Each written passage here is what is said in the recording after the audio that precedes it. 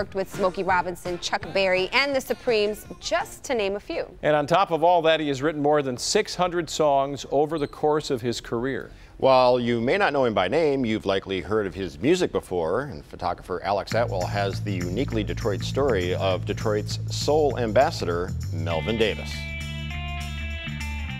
Every time I walk down the street, Detroit is really a unique city when it comes to creativity. you know you're begging me to take you back. I'm working on a little song now, and it starts off by saying, all of my life, music has been my pride and joy and my very best friend. I'm really, really grateful for what music has given me, because in life, you're not what you say, you're not what you got, you are what you do. So what I've done is music. Okay, my name is Melvin Davis, and I am known as the Detroit Soul Ambassador. And I have been participating in the music industry and representing this great city of Detroit for over 50 years, since the early 60s. When you have the ability to be in the presence of so many talented people, you know, it's not like in some cities they might have one act or two acts. I like to refer to Detroit as the headquarters of rhythm and blues. Because, seriously, Detroit has recorded more rhythm and blues records than any other city on the planet. That is a fact. I started off playing piano. That's how I write my songs. I've written over 600 songs. And I use keyboard to write my songs, but drums is my main instrument. And I did play with many, many very, very talented people. Lyman Woodard, Dennis Coffey, Wayne Kramer. I was a Motown staff drummer for a number of years, Smokey Robinson's personal drummer for 2.5 years. Played with all of the Motown acts, from Martha and the Vandellas to the Supremes to the Originals. Even played a couple of weeks with Chuck Berry.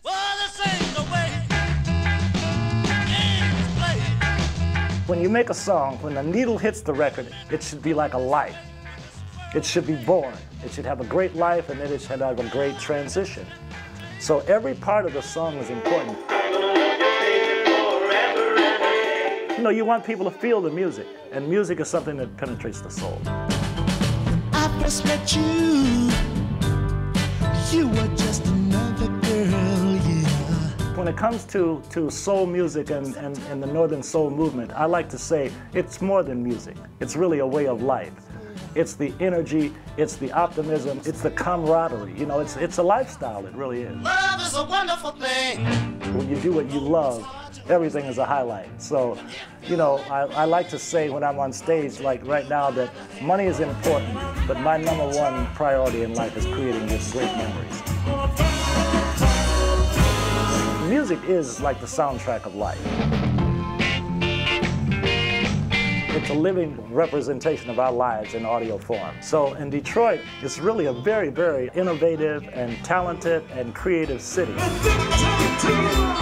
And I think that we set an example for the entire planet of positive energy and what you can do if you really put your mind to it. So the history of our city is really something that I want to see not get lost or left behind. It should be celebrated, and that's what I'm all about. When I first met you, it's like bringing recognition and respect and just dignifying this great city that I love so much. Now this feeling inside me keeps on driving me. I must love you. Right there, there's the man with the infectious spirit, Melvin Davis, joining us live in studio ahead of a special event this Saturday at 8 p.m. at the Motor City Soul Club. Thanks for being here. Good to see you again. Jason, it's such an honor to be here with you. No, the honor's all on this side of the couch. We've heard from you on multiple occasions. You've written hundreds of songs, played with the titans of the industry. You say Detroit's got, you know, everybody knows the story, or think they do, but the how and the why is what you're interested in. Yeah, because, you know, the story of Detroit, this great music mecca that we have been able to bring to the world. But the how and the why is what my documentary is going to be about. There are so many other ingredients and components that were the cause of this great phenomenon to happen, and that's what my documentary is going to be about, because within the Motown story, there are thousands of other stories that sort of get lost in the shadows because of our great accomplishment that Motown is our crowning glory. but it should not diminish the contributions that people like myself have made. And I like to represent that part of Detroit that sometimes get a little bit lost in the shadows, but nevertheless, it's part of the history, and it shows how deep the roots of the city are. Standing in the shadows of Motown, as it were. Kind of, yeah. Kind of like, you know, the Funk Brothers. You know, they were such great mentors of mine.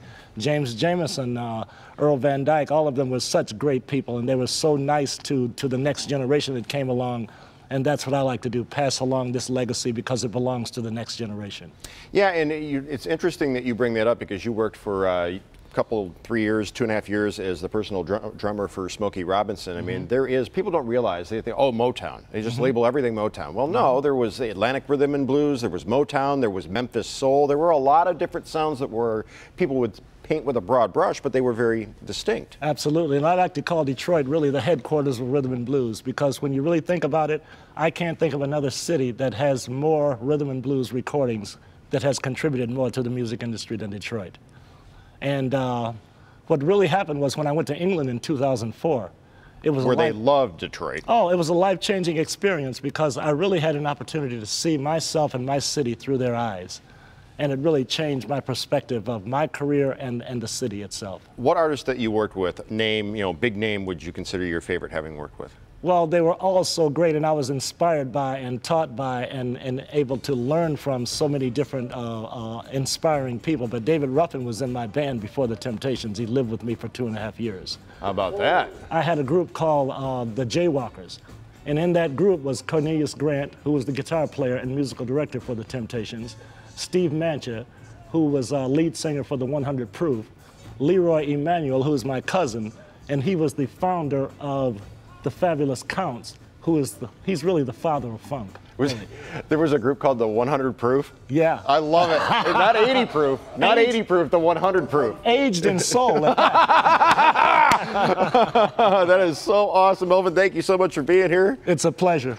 And Detroit's thank you. Soul Ambassador. One more time. Thank you guys so much. I brought a picture to thank you so much for what you guys do for the city. Okay, there's a picture of yourself. You got us a t-shirt here. And one more time, tell everybody where and when they can hear you on Saturday. Okay, on Saturday, we're going to be at the Marble Bar celebrating the Motor City Soul Club event. Okay. And it starts doors open at 8 o'clock. My band, my 10-piece band, and myself, the Rock Mill Rhythm and Blues Band, will be on from 8:30 or 8:45. We're going to do 10 or 12 songs and celebrate the history of this great city. And are you going to be selling Melvin Davis, Double or Nothing? Absolutely. This is the new CD, and I have a documentary and a book coming out that's going to really tell a different side of the story and bring out some points that haven't been mentioned yet. Melvin, it's good to see you again. It's good to see you again, and I hope I'll see you on Saturday, and all you guys come on out and help celebrate this history. Well, let's go over to this.